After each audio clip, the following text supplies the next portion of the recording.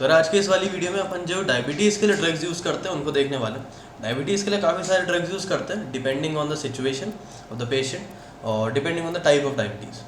तो डायबिटीज़ के लिए ड्रग्स यूज़ करते हैं काफ़ी सारे, और अपन थोड़ा सिंप्लीफाई करने की कोशिश करेंगे और अंडरलाइंग प्रोसेस जानने की कोशिश करेंगे, एग्जैक्ट मैकेनिज्म थोड़ा सा जानने की कोशिश करेंगे, एग्जैक्टली समझने की कोशिश करेंगे एज अ डॉक्टर कि हो क्या रहा है पीछे। ठीक है, इस पर क्वेश्चन भी काफ़ी सारे आते हैं, कॉम्पिटिटिव एग्जाम हो, चाहे यूनिवर्सिटी एग्जाम हो, चाहे कुछ भी हो, कोई सा भी वर्ल्ड का कॉम्पिटिटिव एग्जाम है, इस पर क्वेश्चन आना गारंटीड है, क्योंकि लाइफस्टाइल डिजीज़ है, बढ़ती जा रही है, तो इसके ऊपर क्वेश्चन आना गारंटीड है 100%। ठीक है, अच्छा स्टार्ट करते हैं। अब देखो यार, डायबिटीज़ मेलाइटिस, डीएम जिसको मैंने लिखा, डायबिटीज़ मेलाइटिस जो होती है मेनली कितने वेराइटीज़ की होती है? मेनली 2 वेराइटीज़ की होती है, इसके अलावा भी होते हैं बट मेनली 2।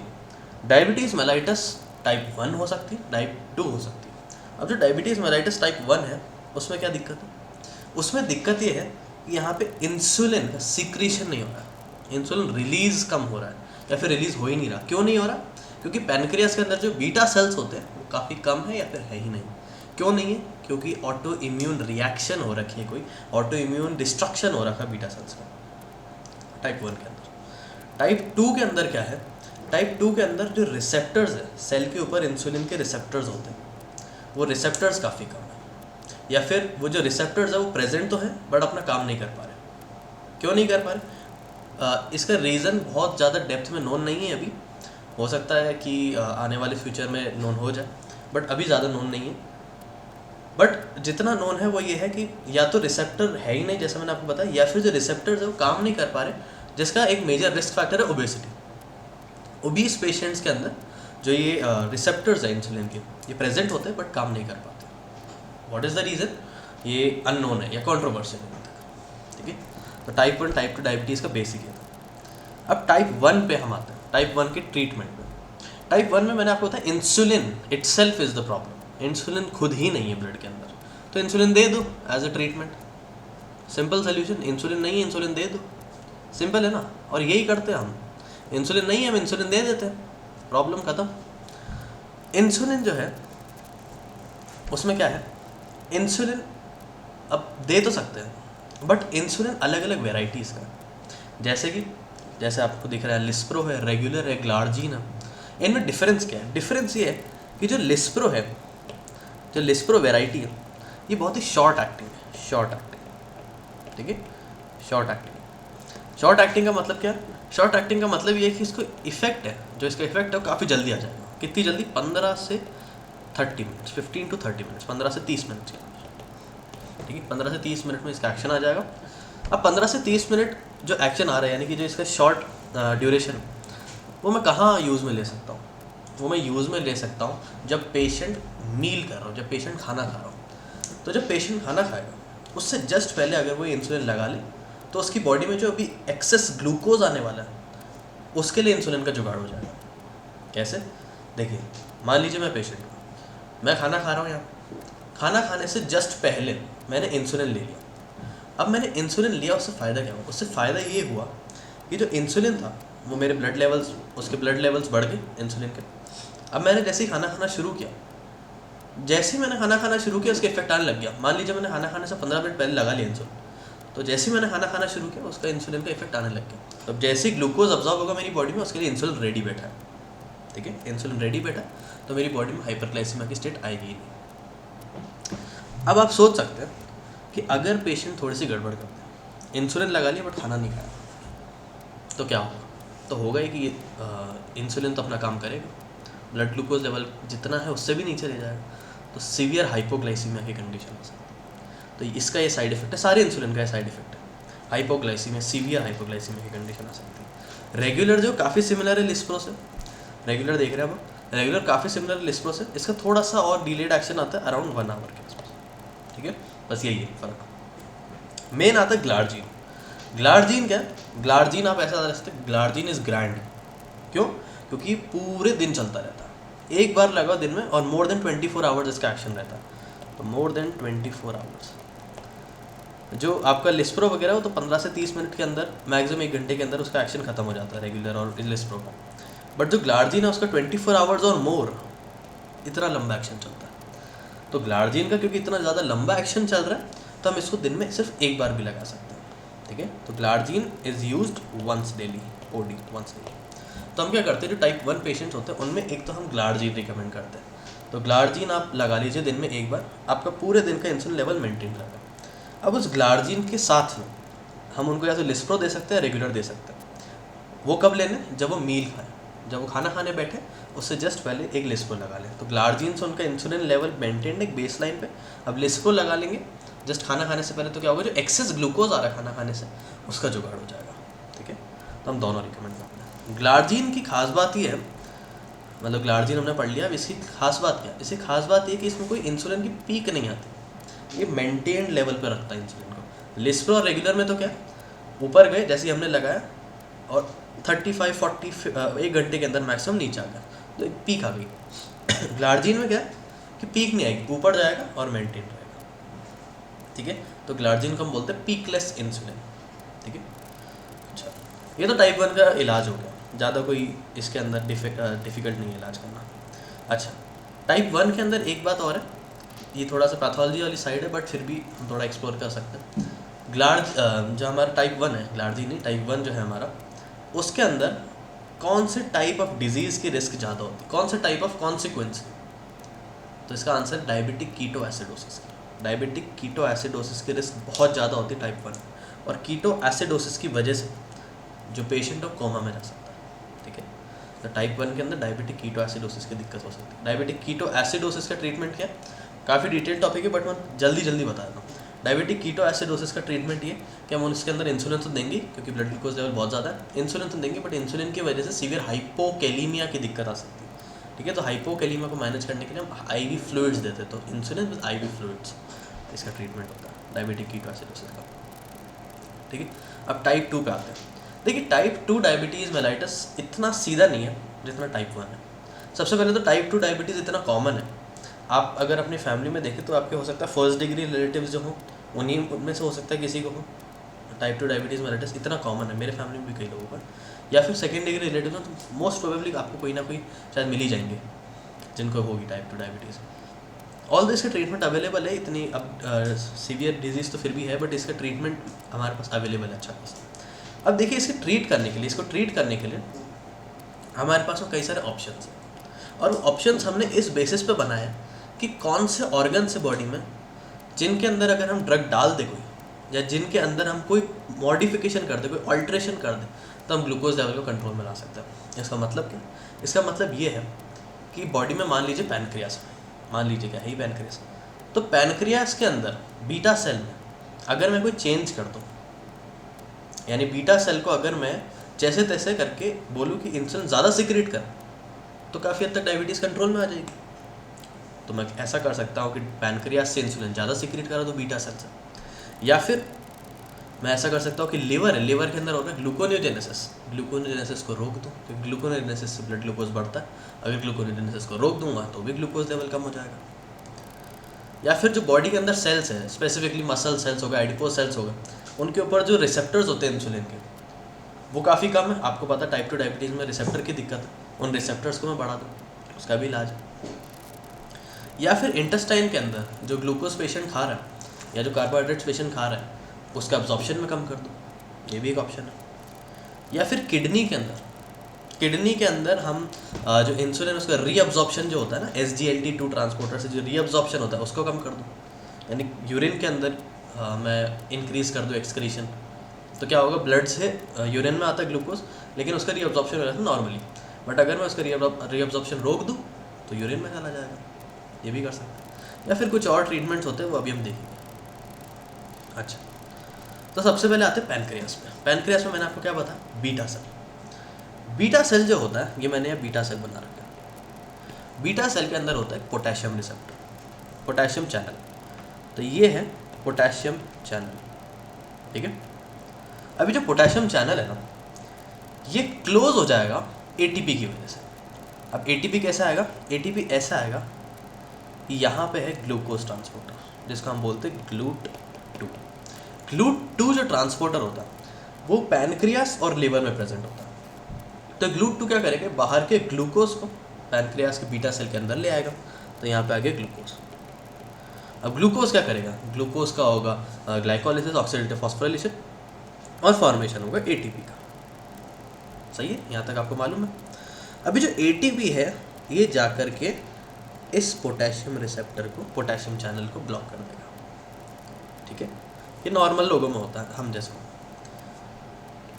बट डायबिटिक के अंदर क्या है कि जो ग्लूकोज है ये तो आ रहा है अंदर, ये एटीपी भी है, इंसुलिन भी सीक्रेट हो रहा है, पोटेशियम चैनल भी ब्लॉक हो रहा है, बट एक लिमिट है। अगर मैं इस थ्रेशोल्ड से, इस नॉर्मल लेवल से ज़्यादा पोटेशियम चैनल्स को ब्लॉक कर दूं, काफ़ी सारे पोटेशियम चैनल्स को एक साथ ब्लॉक कर दूं किसी ड्रग की मदद से, तो ज़्यादा इंसुलिन सीक्रेट होगा। इंसुलिन कैसे सीक्रेट हो रहा है, अब आपका सवाल ये होगा। देखिए जो एटीपी है उससे मैंने आपको बताया पोटेशियम चैनल ब्लॉक हो रहा है, तो पोटेशियम बाहर नहीं जा पा रहा, पोटेशियम बाहर नहीं जा पा रहा, तो पोटेशियम बाहर नहीं जाएगा तो क्या होगा, अंदर ही एक्यूमुलेट होने लगेगा, तो अंदर पॉजिटिव चार्ज एक्यूमुलेट होने लगेगा। अंदर पॉजिटिव चार्ज एक्यूमुलेट होने की वजह से जो इंसुलिन है, इंसुलिन ऐसे वेसाइकल्स में बनता है, जो इंसुलिन है उसका एक्सोसाइटोसिस हो जाएगा। ठीक है, तो हुआ क्या, GLUT2 रिसेप्टर्स की वजह से ग्लूकोज सेल के अंदर आया, ग्लूकोज ने क्या करा, एटीपी का फॉर्मेशन, और एटीपी ने पोटेशियम चैनल्स को बंद कर दिया। पोटेशियम चैनल बंद होने की वजह से पोटेशियम बाहर नहीं जा पाया, अंदर ही एक्यूमुलेट होने लगा सेल के। अब अंदर पॉजिटिव चार्ज बढ़ने लगा, उसकी वजह से इंसुलिन का एक्सोसाइटोसिस हो गया। ये नॉर्मल प्रोसेस है। अब अगर मैं पोटेशियम चैनल को किसी ड्रग की मदद से बंद करा दूँ, यानी कि जो एटीपी एक्शन कर रहा है वही एक्शन मैं किसी ड्रग की मदद से करा दूँ, तो भी इंसुलिन का एक्सोसाइटोसिस बढ़ जाएगा। तो कौन सा ड्रग है ऐसा, तो ऐसे ड्रग्स हैं इसको ब्लॉक करने के लिए, सल्फोनिल यूरियाज नाम बहुत फेमस ड्रग है।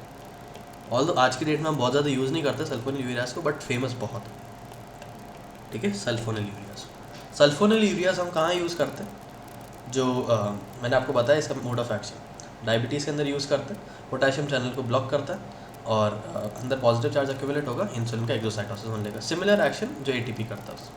अब सल्फोनिल यूरियाज जो है ज़्यादा इंसुलिन सिक्रीट करा रहे हैं। अब ज़्यादा इंसुलिन सिक्रीट कराने में दिक्कत ही है, अगर पेशेंट खाली पेट है, उसके ब्लड ग्लूकोज लेवल वैसे भी ज़्यादा नहीं, तो ज़्यादा इंसुलिन सिक्रीट होने की वजह से सीवियर हाइपोग्लाइसीमिया की दिक्कत हो सकती है, हाइपोग्लाइसीमिया। तो ये एक इसका मेजर ड्रॉबैक है। और ज़्यादा इंसुलिन होने की वजह से बॉडी का जो फैट कंटेंट है वो बढ़ सकता है। ठीक है, तो बॉडी में फैट डिपोजिशन बढ़ सकता है। अब दिक्कत ये है कि जो मेजरली जो पेशेंट पॉपुलेशन है डायबिटीज़ की, वो वैसे भी ओबीस है, तो यहाँ पे और फैट बढ़ जाएगा बॉडी में, तो ओबेसिटी का लेवल और बढ़ जाएगा, तो डायबिटीज़ हो सकता है वर्सन हो जाए। तो एक तो डायबिटीज़ वर्सन हो सकती है, क्यों, क्योंकि ओबेसिटी कर रहा है, जैसे एक ओबेसिटी इंक्रीज़ कर रहा है, और दूसरा ये हाइपोग्लाइसीमिया कर रहा है, हाइपोग्लाइसीमिया। ठीक है, ये दो साइड इफ़ेक्ट्स की वजह से सल्फोनिल यूरिया को आज की डेट में रिजर्व ड्रग की जैसे रखा है। बाकी अगर कुछ काम नहीं कर रहा तो इनको यूज़ करेंगे। ठीक है, बट फिर भी क्लासिकली बहुत ज़्यादा यूज ड्रग है। अब जैसे एग्जांपल अगर हम देखें सल्फोनिल यूरिया के, तो ग्लाइब्यूराइड हो सकता है। ठीक है, ग्लाइब्यूराइड एक टिपिकल इसका आप प्रोटोटाइप कह सकते हैं, prototype drug, second generation sulphonyl urea, glyburide. और इसके अलावा बहुत सारे एग्जांपल्स हैं, जैसे ग्लिमिपेराइड वगैरह हैं, बट ग्लाइब्यूराइड एक टिपिकल इसका आप कह सकते हैं क्या है, प्रोटोटाइप। अच्छा, अब आते हैं सबसे मेन ड्रग पे, सबसे ज़्यादा फेमस ड्रग जो है ग्लूकोनियोजेनेसिस से स्टार्ट करते हैं पहले हम हमारी कहानी। ग्लूकोनियोजेनेसिस मेनली कहाँ होता है, लिवर में, और भी जगह एक आध जगह किडनी वगैरह में हो सकता है, बट वो रेयरली होता है। ग्लूकोनियोजेनेसिस मेनली लिवर में होता है। अभी जो ग्लूकोनियोजेनेसिस है, इससे ग्लूकोज लेवल बढ़ेगा ब्लड का, तो उससे डायबिटीज़ की कंडीशन बढ़ेगी, तो ग्लूकोनियोजेनेसिस को मैं इनहिबिट कर देता हूँ। कैसे इनहिबिट करूँगा, एक ड्रग आती है एक्सट्रीमली फेमस, क्या नाम है उसका, मेटफॉर्मिन। बहुत नाम सुना है इसका, बहुत। मेटफॉर्मिन जो है ग्लूकोनियोजेनेसिस को इनहिबिट करता है। कैसे, ग्लूकोनियोजेनेसिस में एक एंजाइम होता है पायरुवेट कार्बोक्सिलेज, उसको इनहिबिट करेगा कौन, मेटफॉर्मिन। पायरुवेट कार्बोक्सिलेज को इनहिबिट करता है। ठीक है, मेटफॉर्मिन पायरुवेट कार्बोक्सिलेज को इनहिबिट करता है। पायरुवेट कार्बोक्सिलेज इनहिबिट हो गया तो क्या होगा, जो हमारा ग्लूकोनियोजेनेसिस वो नहीं हो पाएगा, तो ग्लूकोज लेवल कम हो जाएंगे ऑटोमेटिक, ग्लूकोज नहीं बन रहा ना ग्लूकोनियोजेनेसिस। ठीक है, अब मेटफॉर्मिन के साथ एक प्रॉब्लम, थोड़ी काफ़ी रेयर है वो, बट प्रॉब्लम तो है, क्वेश्चन आता है उसमें। पेशेंट्स के अंदर इतना देखने को नहीं मिलेगा जितना एग्जाम में देखने को मिलेगा। तो प्रॉब्लम क्या है, देखिए अगर पायरुवेट कार्बोक्सिलेज को मैं इनहिबिट कर दूँ, तो पायरुवेट का कार्बोक्सिलेशन नहीं हो पा रहा है, यानी पायरुवेट जो है वो अक्यूमुलेट होगा, और वो जो पायरुवेट है वो ग्लूकोनेजेनेसिस में नहीं जा पाएगा, क्योंकि ग्लूकोनेजेनेसिस के लिए जो एंजाइम चाहिए वो तो हमने ब्लॉक कर रखा है। तो पायरुवेट कहाँ जाएगा फिर? पायरुवेट जाएगा लैक्टेट सिंथेसिस में। तो पायरुवेट से लैक्टिक एसिड बनने लगेगा, इसलिए मेटफॉर्मिन के अंदर लैक्टिक एसिडोसिस की दिक्कत आ सकती है। ठीक है, तो आपने खूब सुना होगा metformin can lead to lactic acidosis. Why? Because it inhibits pyruvate carboxylase enzyme which leads to the accumulation of pyruvate and hence pyruvate can go to form lactate और lactic acid। ठीक है, पायरुवेट से lactic acid बनने लगेगा और lactic acidosis हो सकता है। अब लैक्टिक एसिडोसिस भी हर किसी में नहीं होगा, क्योंकि किडनी एलिमिनेट कर देती है लैक्टिक एसिड को। फिर क्या दिक्कत है? फिर दिक्कत ये है कि डायबिटीज़ के कई सारे पेशेंट्स में नेफ्रोपैथी होती है, रीनल फेलियर होता है। उन पेशेंट्स में क्या होगा कि जो एक्सक्रीशन है लैक्टिक एसिड का कम हो जाएगा। उनके अंदर मेटफॉर्मिन अगर हम देंगे तो लैक्टिक एसिडोसिस की चांसेस बढ़ जाएंगे। क्यों? क्योंकि लैक्टिक एसिड एक्सक्रीट नहीं हो पा रहा, बिल्डअप होता जा रहा है, और यहाँ पे लैक्टिक एसिड और ज़्यादा बन रहा है क्योंकि पायरुवेट कार्बोक्सिलेज इनहिबिटेड है। ठीक है, ऑल्दो रेयर है बट हो सकता है। मेटफॉर्मिन का एक्शन आपको समझ में आ गया। इसका साइड इफेक्ट सबसे इंपॉर्टेंट लैक्टिक एसिडोसिस। अब हम आते हैं सेल पे, जो हमारी मसल सेल और एडिपोसाइट सेल। सेल पे होता है इंसुलिन रिसेप्टर, जैसा मैंने आपको बताया, यहीं पे सारी की सारी दिक्कत यहीं पे। अभी रिसेप्टर्स कम अगर अमाउंट में, अगर कम अमाउंट में है तो हम इसके अमाउंट को बढ़ाना चाहिए। रिसेप्टर का अमाउंट बढ़ गया इंसुलिन के रिसेप्टर का, तो ज़्यादा इंसुलिन का इफेक्ट आएगा, इंसुलिन सेंसिटिविटी बढ़ जाएगी और ज़्यादा ग्लूकोज सेल के अंदर आ पाएगा। ऑब्वियस है ना, इंसुलिन का काम ही यही है। तो रिसेप्टर ज़्यादा बढ़ा देंगे तो ज़्यादा ग्लूकोज सेल के अंदर आ पाएगा। तो इंसुलिन का रिसेप्टर का अमाउंट हम कैसे बढ़ाएंगे? देखिए, इंसुलिन के रिसेप्टर का अमाउंट बढ़ाने के लिए हमको जीन लेवल पे मॉड्यूलेशन करना पड़ेगा। कैसे करेंगे? जीन लेवल पे हम चेंजेस करेंगे via stimulation of PPAR gamma. इसका फुल फॉर्म इतना इंपॉर्टेंट नहीं, बट ये है क्या चीज़? PPAR गामा ये है ट्रांसक्रिप्शन फैक्टर। ट्रांसक्रिप्शन फैक्टर क्या होता है, इसके लिए आपको बायोकेमिस्ट्री में थोड़ा बहुत रिव्यू करना पड़ेगा, बट बायोकेमिस्ट्री रिव्यू नहीं करा देता हूँ थोड़ी सी आपको। ट्रांसक्रिप्शन फैक्टर जो है वो ये जैसे मान लीजिए DNA, ठीक है, DNA का एक पार्ट है, एक स्ट्रैंड है, ठीक है, DNA जो है उसको हम चाहते हैं कि उसका जो DNA के अंदर जीन होता है उस जीन का ज़्यादा से ज़्यादा ट्रांसक्रिप्शन हो। ठीक है, ज़्यादा से ज़्यादा mRNA बने जीन से। तो इसके लिए हम क्या करते हैं, हमारी बॉडी क्या करती है, वहाँ पे कुछ ट्रांसक्रिप्शन फैक्टर्स लगा देती है। ठीक है, ये इससे काफ़ी ज़्यादा डिटेल्ड है प्रोसेस, इसमें DNA बेंडिंग वगैरह बहुत सारी चीज़ें होती है, मैं आपको सिंप्लीफाई करके बता रहा हूँ। तो DNA के ऊपर कई सारे ट्रांसक्रिप्शन फैक्टर्स लगा देते हैं। ये ट्रांसक्रिप्शन फैक्टर्स क्या करते हैं? अल्टीमेटली आप ये सोच लीजिए, ट्रांसक्रिप्शन फैक्टर्स जो ट्रांसक्रिप्शन को बढ़ाते हैं, कैसे? DNA की बेंडिंग कराते हैं, और DNA की बेंडिंग से अगर DNA बेंड हो जाए, ये चलिए इतना डिटेल में नहीं जाना चाहिए मुझे, सॉरी। DNA की बेंडिंग कराते हैं और DNA की ट्रांसक्रिप्शन को बढ़ा देते हैं। ठीक है, क्योंकि इतना अगर मैं डिटेल में जाऊँगा तो वीडियो बहुत लंबी हो जाएगी। तो DNA की बेंडिंग कराते हैं, ट्रांसक्रिप्शन को बढ़ा देते हैं। ठीक है, अच्छा, तो अब वापस आते हैं। PPAR गामा क्या था? PPAR गामा ये था आपका ट्रांसक्रिप्शन फैक्टर। अभी जो ट्रांसक्रिप्शन फैक्टर है ये वही DNA की बेंडिंग कराएगा, उसका ट्रांसक्रिप्शन बढ़ाएगा। अब ट्रांसक्रिप्शन किस चीज़ का, कौन से जीन का? तो ये जीन है इंसुलिन रिसेप्टर जीन। ठीक है, तो PPAR गामा को हमने स्टिमुलेट किया, उससे इंसुलिन रिसेप्टर जीन का फॉर्मेशन बढ़ गया और इंसुलिन रिसेप्टर यहाँ बाहर जाके लग गया। ठीक है, अब PPAR गामा को स्टिमुलेट करने के लिए हम जो ड्रग यूज़ करते हैं उसको बोलते हैं हम TZDs। ठीक है, TZDs। What are TZDs? इसका फुल फॉर्म काफ़ी लंबा चौड़ा है, उसका फुल फॉर्म आपको याद भी नहीं रहेगा। TZDs याद रखिए। और TZDs जो ड्रग होते हैं उनकी एंडिंग होती है ग्लिटाजोन्स में। ठीक है, पायोग्लिटाजोन, रोजीग्लिटाजोन्स, ये जो ड्रग्स होते हैं ग्लिटाजोन्स, ये TZDs होते हैं जो PPAR गामा को स्टिमुलेट करेंगे।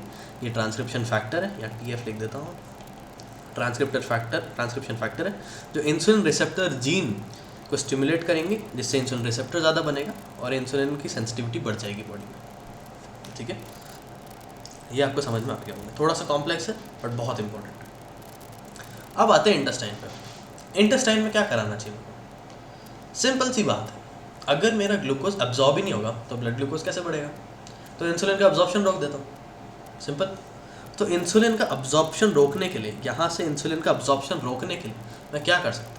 मैं एक ड्रग दे सकता हूँ जिसको हम बोलते हैं एकार्बोस। एकार्बोस नाम से ही आपको समझ में आ रहा है, ए कार्ब। ए यानी कि विदाउट या decreased carbs, decreased carbs absorption, decreased absorption of carbs, carbohydrates का अब्जॉर्प्शन कम हो जाएगा। कैसे कम होगा? एक एंजाइम होता है, उसको बोलते हैं हम अल्फा ग्लूकोसाइडेज, ठीक है, अल्फा ग्लूकोसाइडेज। अल्फा ग्लूकोसाइडेज जो एंजाइम है ये उसको इनहिबिट कर देगा जाके, कौन? ए कार्बोज। तो ए कार्बोज जो है, ये ए कार्बोज इस एंजाइम को इनहिबिट कर देगा, ठीक है, अल्फा ग्लूकोसाइडेज को। तो इससे होगा क्या? अल्फा ग्लूकोसाइडेज जो एक ब्रश बॉर्डर एंजाइम है, जो आपकी माइक्रोविलाय होते हैं उसके बीच बीच में एंजाइम प्रेजेंट होता है और ये ग्लूकोज के अब्जॉर्प्शन को बढ़ाता है। बट अगर हमें इस एंजाइम को इनहिबिट कर दूँ, ग्लूकोज का अब्जॉर्प्शन ही नहीं होगा तो ब्लड ग्लूकोज बढ़ेगा ही नहीं। बट एक दिक्कत है, अगर ग्लूकोज अब्जॉर्ब नहीं होगा तो वह एज इट इज़ बाहर निकल जाएगा इंटेस्टाइन से, यानी इंटेस्टाइनल ग्लूकोज तो बढ़ जाएगा ना। तो इंटेस्टाइनल ग्लूकोज बढ़ने की वजह से डायरिया की समस्या आ सकती है, फ्लैटुलेंस की समस्या आ सकती है। डायरिया क्यों? क्योंकि जो ग्लूकोज है, ग्लूकोज का अमाउंट बढ़ गया किसके अंदर? आपके इंटेस्टाइन में। तब ग्लूकोज का अमाउंट बढ़ने से क्या हुआ? ग्लूकोज का अमाउंट बढ़ने से ये हुआ कि जो इंसुलिन ग्लूकोज है, इंसुलिन बोल रहा हूँ, ग्लूकोज जो है वो एक ऑस्मोटिक मॉलिक्यूल है, पानी खींच लेगा आसपास से। तो क्योंकि इतना सारा पानी वो खींच लेगा तो डायरिया में रिजल्ट कर सकता है, ठीक है। तो अल्फा ग्लूकोसाइडेज जो है उसको इनहिबिट किया जाएगा ए कार्बोज के द्वारा और इसकी वजह से ब्लड ग्लूकोज लेवल्स कम हो जाएंगे। बट इसके जो साइड इफेक्ट है वो फ्लैटुलेंस और डायरिया, ठीक है। अब आते हैं हम किडनी पे। अब किडनी के अंदर जो ग्लूकोज था वो आता है, किडनी से बाहर निकल जाता है ग्लूकोज। बट अगर मैं उस बाहर निकलने को बढ़ा दूँ, किडनी से बाहर यूजुअली नहीं निकलता, मैं गलत बोल दिया, किडनी से बाहर यूजुअली नहीं निकलता। क्यों नहीं निकलता? क्योंकि रीअब्जॉर्ब हो जाता है, SGLT2 ट्रांसपोर्टर से रीअब्जॉर्ब हो जाता है। बट उस रीअब्जॉर्प्शन को अगर मैं रोक दूँ तो किडनी में एज इट इज़ बाहर निकल जाएगा यूरिन से ग्लूकोज। तो उस रीअब्जॉर्प्शन को मैं कैसे रोकूँ? तो इसके लिए मेरे को ये समझना पड़ेगा रीअब्जॉर्प्शन होता किसकी वजह से। रीअब्जॉर्प्शन होता है SGLT2, ये ट्रांसपोर्टर्स होते हैं, ठीक है, sodium glucose link transporter 2। SGLT2 transporter जो होता है वो किडनी के अंदर प्रेजेंट होता है, स्पेसिफिकली PCT में।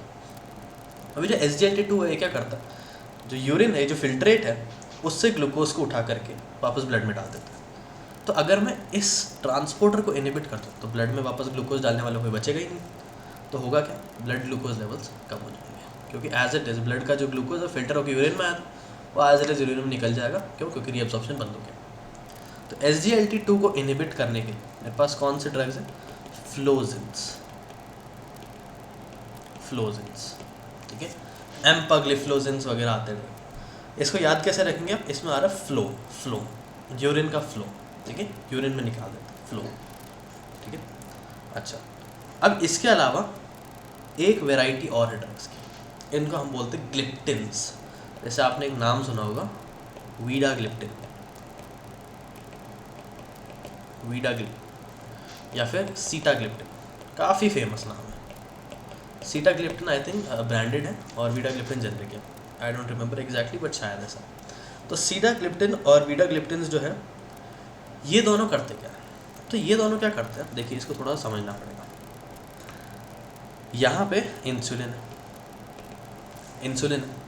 अभी जो इंसुलिन है इसको सिक्रीट कराने के लिए, इसका सिक्रीशन बढ़ाने के लिए, टू बी स्पेसिफिक, इसका सिक्रीशन बढ़ाने के लिए एक सब्सटेंस होता है, उसको हम बोलते हैं GLP-1, ग्लूकागॉन लाइक पेप्टाइड 1। ये क्या करता है? स्टिमुलेट करता है इंसुलिन रिलीज को, ठीक है, glucagon like peptide insulin release को स्टिमुलेट करता है। तो अगर इस ग्लूकागॉन लाइक पेप्टाइड का लेवल में बढ़ा दूँ तो इंसुलिन रिलीज भी बढ़ जाएगा, सही है। तो ग्लूकागॉन लाइक पेप्टाइड का लेवल में कैसे बढ़ाऊँगा? ग्लूकागॉन लाइक पेप्टाइड का क्या होता है? ब्रेक डाउन हो जाता है, ठीक है, इसका ब्रेक डाउन हो जाता है। कौन करता है इसको ब्रेक? इसको ब्रेक करता है DPP4, ठीक है, डायपेप्टिडिल पेप्टिडेज, ठीक है। डायपेप्टाइड पेप्टिडेज 4 एक एंजाइम होता है जो GLP-1 को ब्रेक कर देगा। अगर GLP-1 ब्रेक हो जाएगा तो इंसुलिन रिलीज का स्टिमुलेशन कम होगा, इंसुलिन कम रिलीज होगा। तो अगर मैं DPP4 को इनहिबिट कर दूं तो GLP-1 का लेवल बढ़ जाएगा ना। DPP4 GLP-1 को ब्रेक कर रहा था, यानी DPP4 GLP-1 का लेवल कम कर रहा था। तो अगर मैं DPP4 को कम कर दूं तो GLP-1 का लेवल बढ़ जाएगा, और अगर GLP-1 का लेवल बढ़ गया तो इंसुलिन रिलीज भी बढ़ जाएगा, सही। तो DPP-4 को मैं इनहिबिट कैसे कर सकता हूँ? ग्लिप्टिन से। जैसे अभी हमने नाम देखे सीटाग्लिप्टिन, वीटाग्लिप्टिन, ठीक है। तो ग्लिप्टिन से मैं इनहिबिट कर सकता हूँ DPP-4 को, ठीक। अच्छा, अब एक ड्रग और आती है ग्लिप्टिन वगैरह का मैकेनिज्म हो गया, जिसको हम बोलते हैं प्रेमलिनटाइड। प्रेमलिनटाइड क्या करता है? ये एक एमिलिन या एमाइलिन, जैसा भी आप बोलना चाहें, एमाइलिन एनालॉग है। तो एमाइलिन एनालॉग क्या? एमाइलिन एनालॉग बेसिकली क्या करता है, इंटेस्टाइन के अंदर से जो अब्जॉर्प्शन होता है फूड का, उसको स्लो कर देता है, धीरे धीरे अब्जॉर्ब कराता है। तो उससे होगा क्या, अगर फूड धीरे अब्जॉर्ब होगा तो ज़्यादा टाइम तक इंटेस्टाइन में रहेगा, ज़्यादा टाइम तक स्टमक में रहेगा, तो हमको फुलनेस की फीलिंग आएगी, ऐसा लगेगा पेट भरा हुआ है, ठीक है। तो प्रेमलिनटाइड एक एमाइलिन एनालॉग है, वो फुलनेस की फीलिंग क्रिएट करता है, पेट भरा हुआ है ऐसा फील क्रिएट करता है, सेशिएशन, ठीक है, सेशिएशन यानी कि तृप्ति जिसको बोलते हैं हम हिंदी में, ठीक है।